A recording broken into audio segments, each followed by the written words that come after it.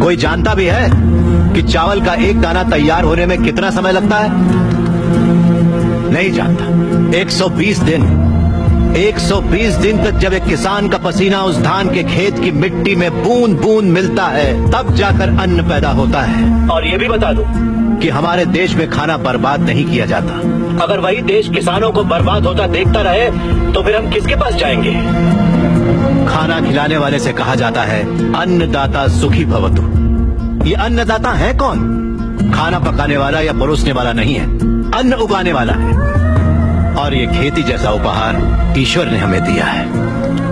Cell phone के बिना हम जिंदा रह सकते हैं, टीवी और एसी के बिना भी हम लोग जिंदा रह सकते हैं। जो टीवी और एसी बनाते हैं वो करोड़ोंपति हैं, लेकिन अन्न उगाने वाला वो गरीब किसान इतनी कड़ी मेहनत और धूप में पसीना बहाने के बाद दिन ब दिन गरीब होता जा रहा है। फैक्ट्रीज लगाना गलत नहीं है, बिल्कुल सही है, लेकिन खेतों को बर्बाद करके फैक्ट्रीज लगाना गलत है।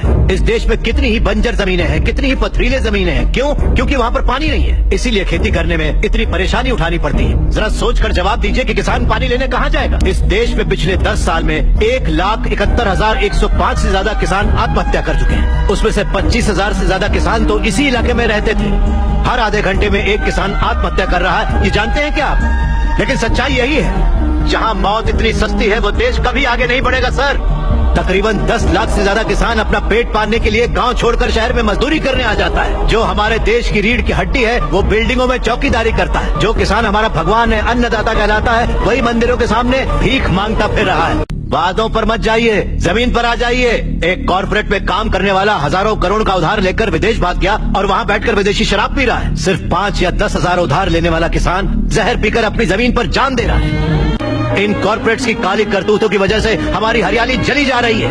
खेत सींचने वाली नदियां फैक्ट्री से निकलने वाले गंदे पानी से जहरीली होती जा रही हैं। ये मल्टीनेशनल कंपनीज की मशीनें हमारी खेती वाली जमीन पर कब्जा करके उन्हें खत्म करती जा रही हैं। पर ये दिखाई नहीं देता।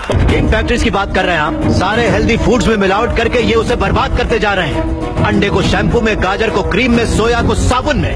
2 रुपए का अंडा 10 रुपए में, 10 रुपए का गाजर 100 रुपए में खरीद रहा है ये कॉर्पोरेट वर्ल्ड। इस रेट पर क्या कोई गरीब खरीद पाएगा?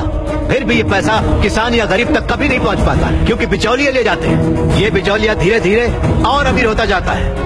अन्न पैदा करने वाला किसान गरीब से गरीब होता जाता है। पौष्टिक खाना न मिल पाने की वजह से गरीब बच्चे, गरीब बूढ़े बीमारी से मर रहे हैं सर। नौकरी कैसी भी हो हमारी बेहतरी के लिए होनी चाहिए, लेकिन हम उन फैक्ट्रियों के गुलाम बनकर अपनी जिंदगियां खराब कर रहे हैं। याद रखिए, खेती भी एक उद्योग है और किसान उद्योगी है, उसे अगर हमारे गांव की समस्याओं को आप लोगों ने नजरअंदाज किया तो एक न एक दिन हर गांव हमारे गांव जैसा ही बन जाएगा। समझ जाइए आप लोग। अगर ये मीडिया कोशिश करे तो ये दुनिया हिला के रखते हैं।